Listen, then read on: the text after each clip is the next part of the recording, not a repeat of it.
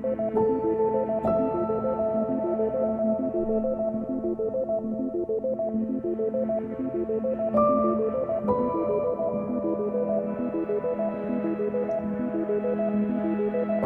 to the 42 Podcast, where we discuss life together, looking for answers to life, the universe, and, well, everything else. Here are your hosts, Rob and Lindsay. All right. How are you? Lindsay, we synced up almost perfectly there. That never happens. Yeah. So you know what it means? Yep. What does it's the it end mean? of the 42. Yeah. Yeah, it's... Must be. Actually, literally it is. Sorry, I'm that person. Just rip off the Band-Aid, get the news over with. So, Yeah. Up front. Yep. Pretty sudden. Up front, let's go ahead and start with that conversation. This isn't why we couldn't record. It was just scheduling and some things that happened. But in the past couple weeks, we've been having a conversation in the background about where things are going in the direction with the podcast, where things are going in the direction with our lives, where we're at in just different spots, and what that means for the 42. And one of the pieces for you was, I'll go ahead and let you explain.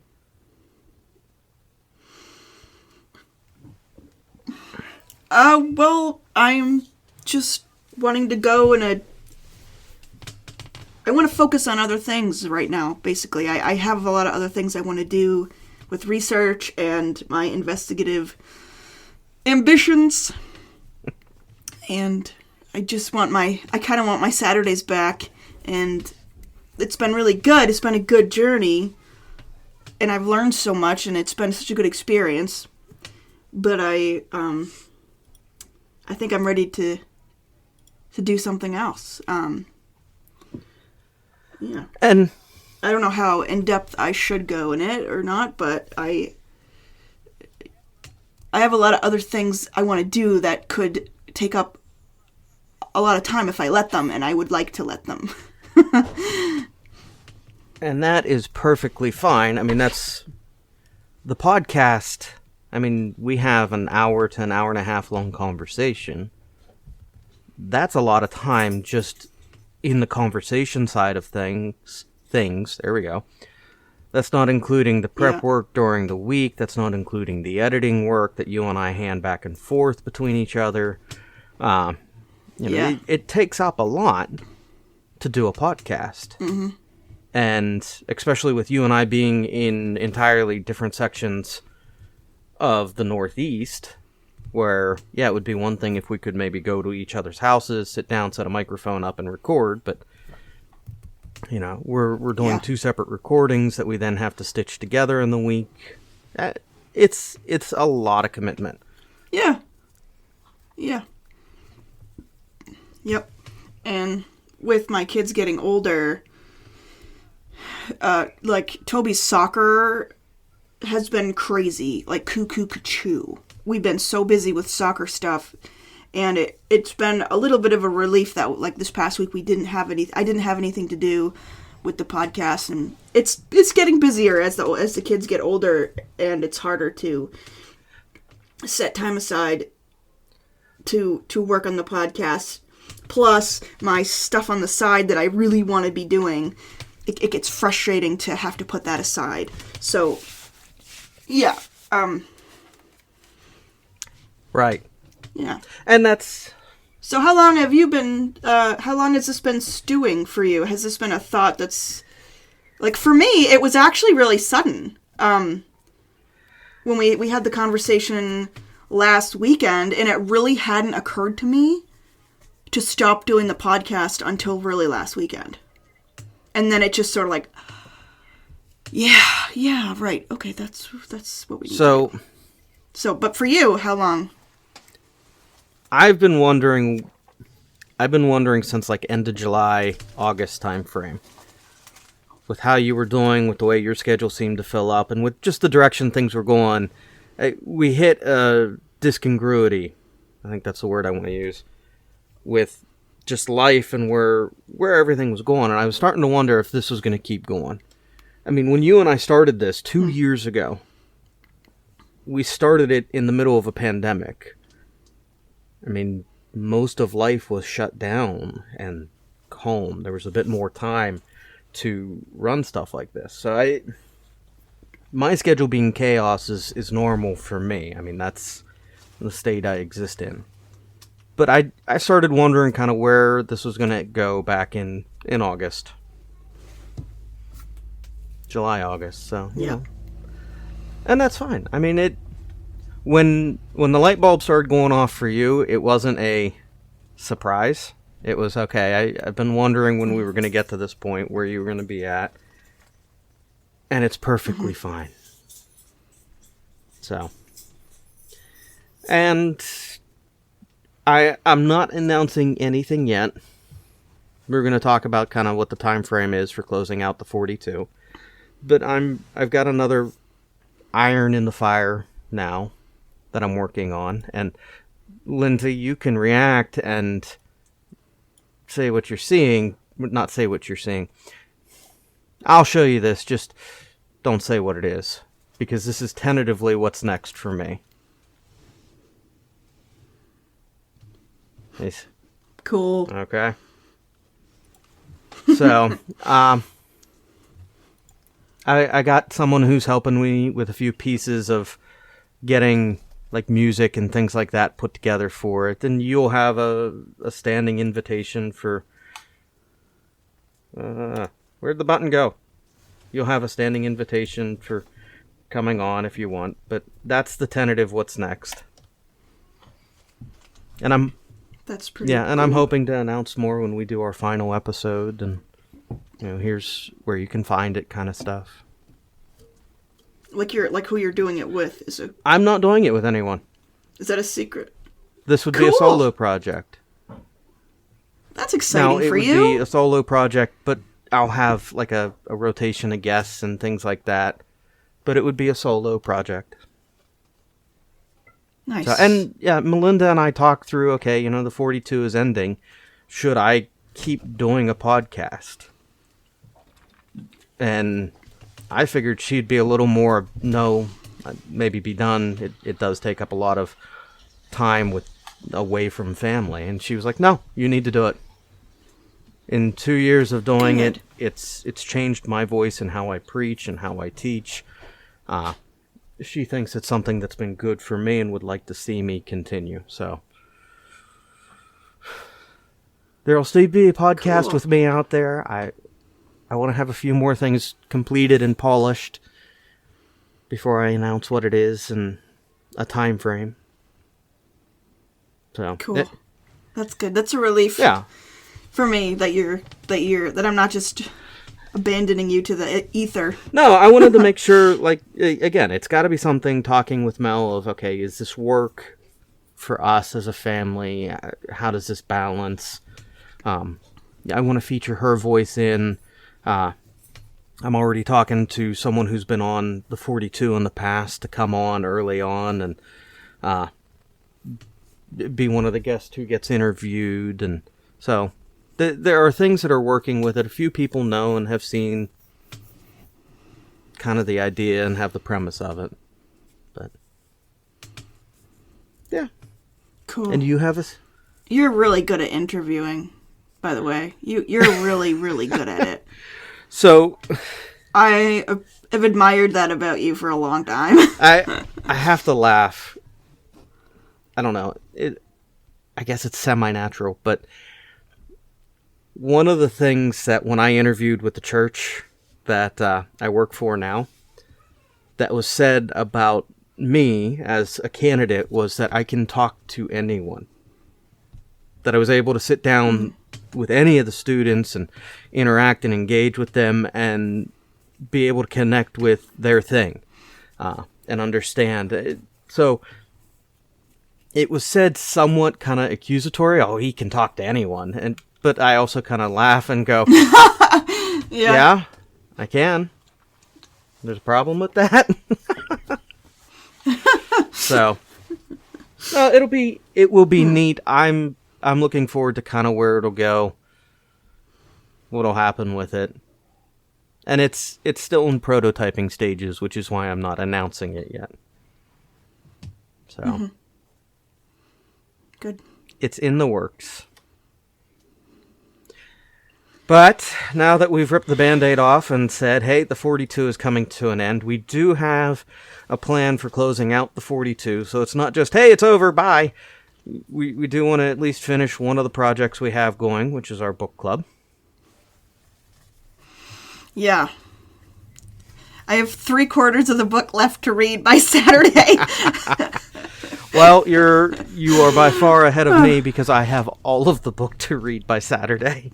Oh, good. I have a head start. It's actually really readable and fun. It's really a good... I like it so far. So even if stuff. you're not, we're going to be talking about the book club in the very near... Well, not very near future. That's the next episode. And what book are we reading again? I haven't... The Wolf's Hour by Robert McCammon. Yeah.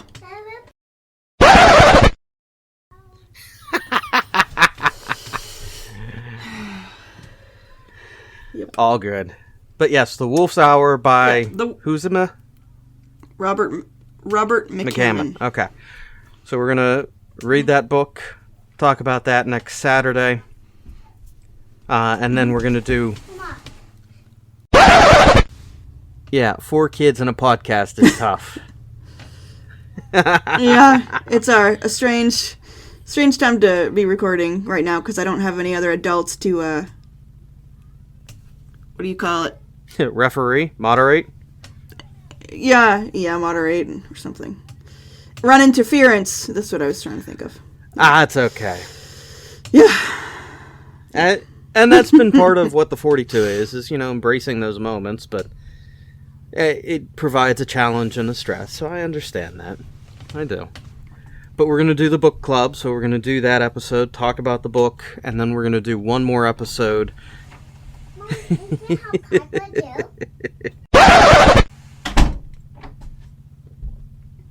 Wait for it. Wait for it. Silence. Lindsay, you've only got 4. They're all young. And before you know it, they'll all be older, and you'll miss these interruptions. Yeah. And I get that. I miss my kids being littles. Then I don't miss the diapers and remember that they can wipe their own butts and feed themselves now. Yeah, progress. But progress comes at a cost. No, they're sweet. Yeah. Yeah. But then after the book club episode, we are going to talk through kind of the highlights that we've had and experienced with the 42, and that's it. Yeah. Yep.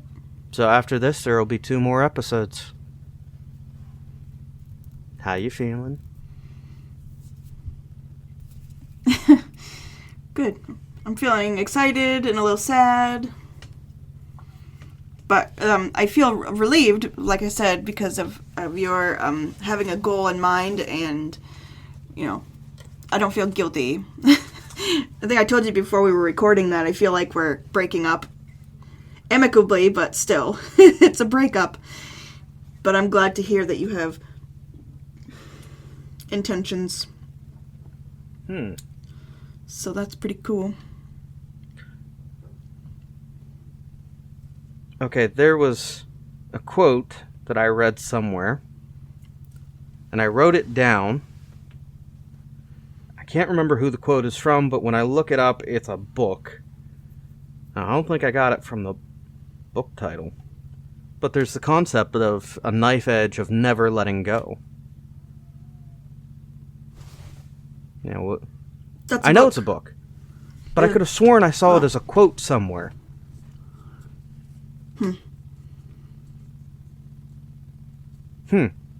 But anyway, there's that concept. If we never let something go, if we cling to it so tightly that it always has to be, then do we ever develop? which is what I'm looking at with this, where it's, you know what, it's okay. The next project I have, it's different in a way, it's similar in a way, but I'm doing it because I've learned a lot from this project. And this project had a good run for the time that we were able to do it. And yeah, I'm thankful to have done this with you for the period of time we've had. And just because the podcast is ending doesn't mean we can't still have calls and conversations and text. It just means that this section of what has been our friendship and relationship has had its chapter, and now it's time for a new chapter. Yep. And while I'm going to miss Saturday morning podcasting with you, I am not going to miss waking up in the morning going, why did I pick a morning person?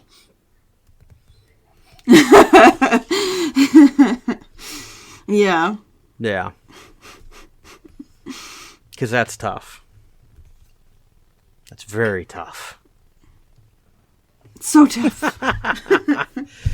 But, no, so, alright, now that we've gotten that out of the way, right before we started talking podcast stuff and recording, we were talking a little bit about how people show care. And not initially where I wanted to talk about things with you today, but I thought that's a great little bit to talk further about. Because there are points that you look at church and community and struggle with how they show care. And I have had a wonderfully weird weekend with that. Yeah. Yeah. So. Meaning what?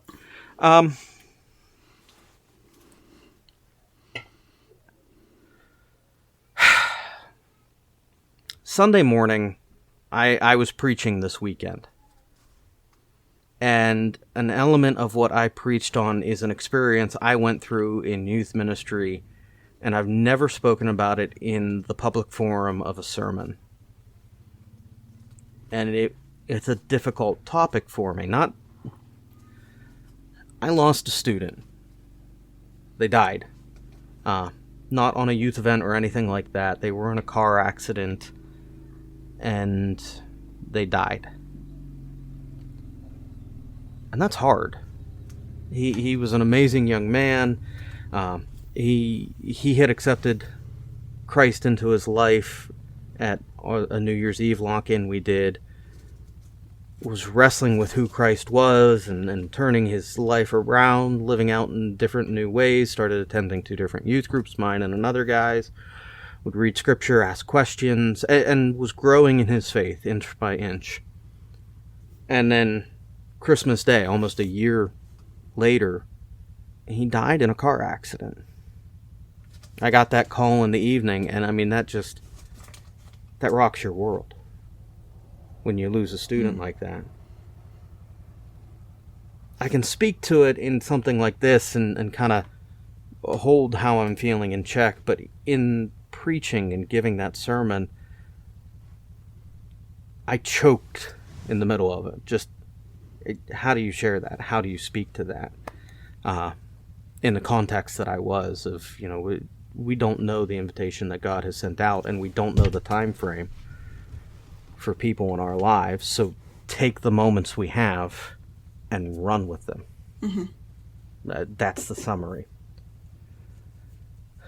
But I choked up. I was crying up at the communion table trying to finish the sermon, and finished the sermon, came back, stood with my family, my Melinda, who, when all of this happened, we had just found out we were pregnant with our second child. So there's an element of the bittersweet in that, because we were announcing the family over Christmas, and then we have this, and so I made eye contact with her. She's weeping, now I'm weeping, and service goes on, and I'm standing there, and one of the guys who I have a world of respect for him, I have a outstanding opinion of him, and I appreciate the way he thinks and interacts, but it's not something I would ever expect. where he came up and he gave me a hug while service is still going on. And it's moments of care like that where we may not always know how to express or what's going. To me, that I greatly appreciated that hug. And it's not just that hug, but being in the church world, I've kind of found that there are different elements of how people communicate that they care. Sometimes it's a hug, sometimes it's hanging a skeleton on your door. And yes, that happened. I have a skeleton in my closet at work because somebody hung a skeleton on my door for Halloween. Knowing who I am, the personality that I am, that they could do that. And then it would be a laugh. And so to me, I look at that and I go, there are different ways that people communicate how they care. And that gets lost in translation. Does that make sense? Yeah.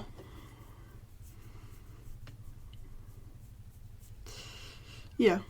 I mean, if somebody reached out to you and crossed their bubble into your bubble and hugged you, that's definitely a case of somebody noticing you, paying attention to you, but that observing that you needed something and giving you what you needed. But that was they loved but you. Here's the thing: in that was something that, I've never hugged that guy. He and I have never hugged, and I am not a huggy, touchy person. I don't know why, when random people come up and smack me in the butt, I'm not a huggy, touchy person. Sorry. Very personal reference and joke from many years ago. Yeah. Yeah. I love your mother. So, yeah. My perception of church is people are in their own orbits for the most part. It's very businessy. All the conversations pretty on what's actually happening or very superficial. I don't know. I know that a couple people at the church honestly have had a relationship with me, are my friends, but at the same time, it's just,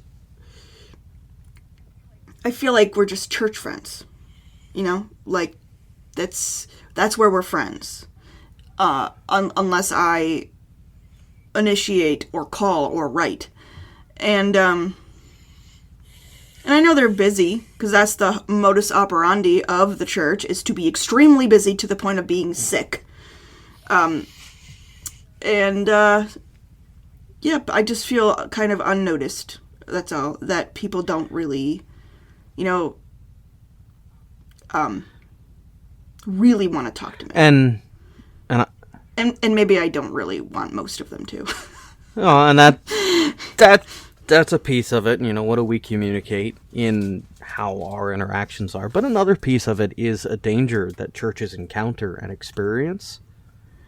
And that's, I don't know what else to call it. I don't know if there's an official term for it, but it's cruise ship mode. Or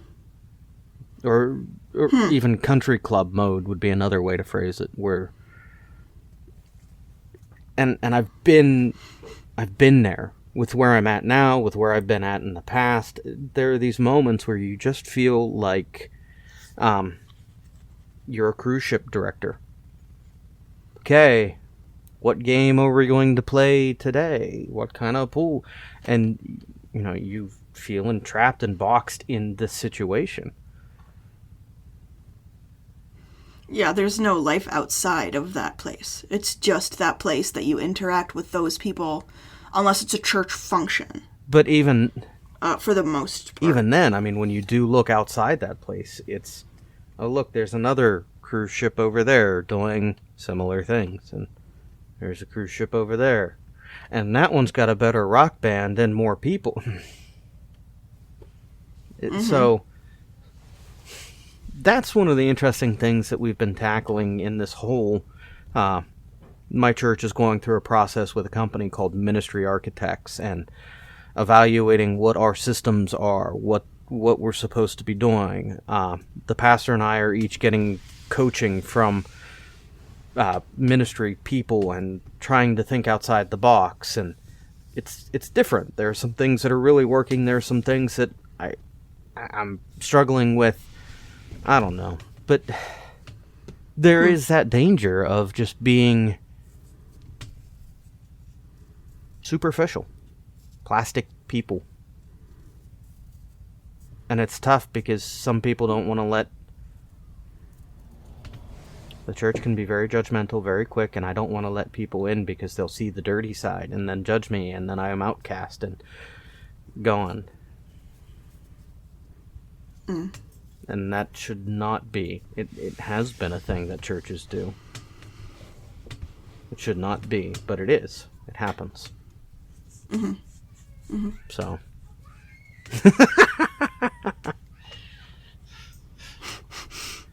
Screaming, no murder. No murder, nobody's in here crying yet, so that's something. Screaming can be just to make noise or I'm happy. You never know. The line is very thin sometimes. Yes it is. It's actually the most concerning when it's dead silent. That's the moment you know the house is on fire or about to blow up. Where's Miles? Has anybody seen... Oh, yep, he's peeing in the stairwell. Okay. I love that kid. The number of times you're like, he just goes to the bathroom wherever. He's been peeing in the stairwell. Why?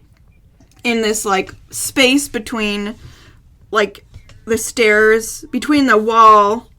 where the wall should be, and the sheetrock, there's a space. And it goes all the way down. And we send him down to go pee. And he's been coming up super fast. Like, how did you... Okay, well... And Maggie caught him peeing down So he there. just arbitrarily decided that was a point he was going to pee? Well, I think it was a lot closer than the bathroom. So he just peed there.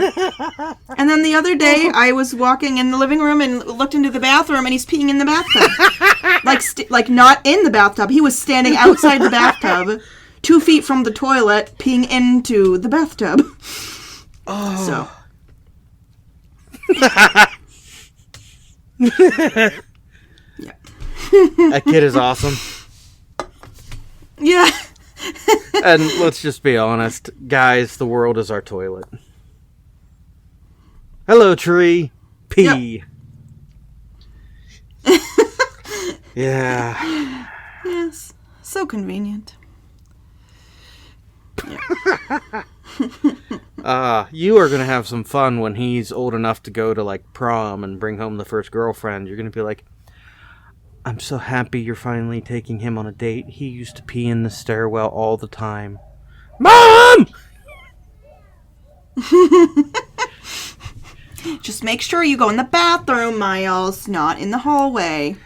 If he starts dancing around too much on the dance floor, make sure to walk him to the bathroom. Don't let him go near any stairwells. Oh, I'm sorry, kid, if you're ever listening to this as an adult and like, who the hell is that? And why are we talking about me peeing in a stairwell? I'm sorry, kid. Have some kids of your own and go, oh, now I get it. This is why my parents needed adult time to talk with other people and go, I'm not insane. Mm-hmm. Yeah. Yeah. I don't know, but back to the caring stuff, that's my observation on caring, where there's a danger of a church going cruise ship mode, and that's always difficult. Yeah. Yeah. Because it does mean that when people do reach out, it feels superficial and disingenuous. So. Well, it's kind of like if people would make eye contact with me when we're talking and stick with me when they ask me a question, stick with me for a second so I can tell if you really mean what you're asking me. And even a lot of times they don't. Their eyes are flitting around and they're not really listening to what I'm saying. And to me, being a friend means opening up a little bit. So, and I don't know what to talk about, so I just say anecdotal things about things that I find interesting, or what's asking questions, or I don't know. I'm not good at peopling sometimes. But I just see their eyes glaze over. Like, well, that's what I have to talk about, so I guess if you're not interested. But I guess I'm just fussy. I'm just being fussy. You're not being fussy. You want You want genuine interaction, and you don't know. As I'm like looking down at my computer, I always feel weird about that when we podcast, because like I have the camera right here, but your eyes are over here, so I'm paying attention. Sorry, random. But yeah, you want a genuine interaction in a way that has meaning and value, but there's also a vulnerability that comes with that is terrifying. And we've even gone through and dealt with that with the podcast, where there's been different levels of vulnerability that we've had at different points, and how do we do so cautiously and seeking to respect privacy but openness in a podcast. Yeah. Yep. I don't know. So, I'm just thankful for Colby. He is my best Is he friend. growing his beard back? Yeah, it's definitely longer. Yeah. It's looking all Leonidas again. There we go. Which, I still would love to be able to either get up there, or you guys get down here, or we meet in the middle. I'd love to do a thing where we meet someday, and actually I'd love to meet and shake Colby's hand and meet your kids. You meet my kids, and Yeah. One of these days, it would still be good. Yeah. That would be really cool. So, and, even with the podcast ending, I said at the beginning, the friendship continues. I'm still here. Hi. I don't just go away. I'm not going to spend every Saturday morning with you, but, we can still talk. We can still have the calls and text and, how's life? How can I support? How can I help? Yeah, absolutely. And I believe you. I can't say I've never been disingenuous, but I do try to be genuine. I do. Yeah. So, I'm not always a great person to reach out and be like, hey, how's life? I haven't talked to you in 10, 15, 20, 30 years. But it doesn't matter. I'll try and interact with anyone. Yeah. But yeah. Any great insight or thought or reflection or question that you want to tackle? Sorry, I kind of rabbit trailed us. I used it, rabbit trail. On care. Ugh. Did you have any thoughts you wanted to? No. No, I'm happy. I'm satisfied. Yeah? Yeah. Sorry to be boring. That's okay. Well, hey, I mean, like we said, things are moving in different directions. And that's okay. We're going to talk the book. We're going to do one more episode after that, and we're going to close things out. Yeah. So. Yep. And thank you to our listeners. Anybody who's stuck with us all this stinking time. You're amazing, and we appreciate you so much. It's been a really great experience, a great ride, and, stay tuned in the next 2 weeks for Rob's exciting news about his upcoming projects. I got to finalize a few things, and I want to have a few test episodes. But yeah, I should hopefully have an announcement in about 2 weeks with the last episode. So. life moves on. If you make cups, I want one. That's a great pint glass or something. I know. So, my initial thought, because my hat's upstairs, I'm always wearing a hat, was I was going to get hats made. So I actually went to a local printer in the area. I was like, hey, here's the thing. Is this a thing you could do in a hat? He looks at it and goes, nope. So I'm going to move away from my hat idea. And as I was driving home, I was thinking about, oh, crap, this would be a really good mug idea. Yeah. So, yeah, that might be a project down the road. If I make one, or if I get ones made, I will send it to you. Yes. Yeah. But it's got to be right. It's got to be done right. You're good at that. You're good at that, too. Are you saying I'm a shuckster just waiting for a podcast? No. Uh-huh. If I am saying that, I don't mean to say that. You're really good at what you do. I have a creative streak, thanks to my mother and thanks to my father, between their art and their don't think inside the box. So, when I'm allowed to run loose with it, I come up with some wild and crazy, and I can have fun with it. Yeah. And the name is... I didn't come up with the name. I just started playing with the idea of it, and it took off faster than I expected. Because after you and I texted, and I said, hey... I texted Melinda, and I said, hey, the 42 is going to be ending. Here's where we're at. And I think I'm going to use this name and move forward. And so, within a day, I had the concept, and... yeah.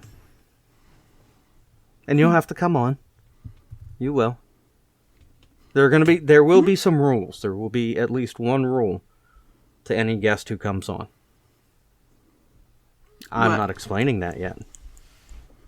I had to try. But there's at least one rule. It'll be good. So, cool. But all right. Thank you to everyone. It's been good. So, and you're about to get interrupted. The hunters are back. Yeah. So. Yeah. Have a good one, everybody. Yep. Thank you, everyone. 2 more episodes, and yep. So, see ya. See ya.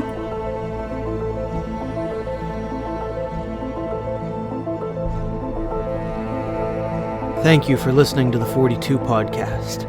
Please take a moment to like and subscribe, and if you want to join in on the conversation, you can find us on Facebook and Twitter to add your voice to the conversation. Thank you.